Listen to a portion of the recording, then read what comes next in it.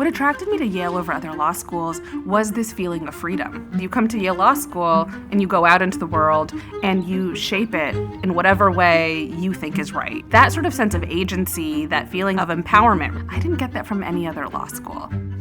Of the law schools, so many of them felt like they were pre-professional, designed to sort of churn you out and have a very particular life. But Yale offered something different. It's this beautiful space to explore what you wanted to do, how you could mold the law to be your own path to justice, whatever that happened to be. The magic of Yale Law School was not learning individual cases.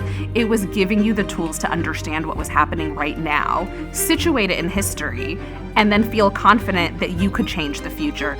Jack Balkin's First Amendment class totally changed my entire world. Jack was the person I went to when a couple students and I had the crazy idea of starting a media law clinic. This idea that you could be on a peer level with an intellectual giant. Very few people are lucky enough to have that at any point in their life, much less a formative early point in your career.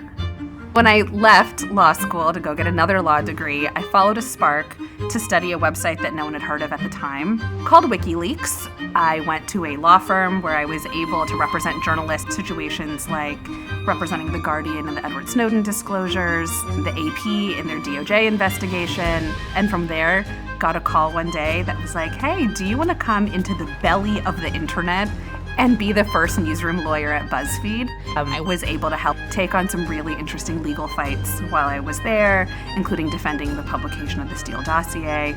I heard of some folks putting together a new news organization that was going to focus on big tech platforms and the way that their decisions were shaping our reality. To start a news organization in 2020, in the midst of this deep skepticism in journalism, felt like a very strange endeavor. There was this opportunity to bring data into it. And taking that and formulating it in a way that you could hand it to lawmakers. And 3 years in, we've been in 21 congressional investigations, 98 class action lawsuits.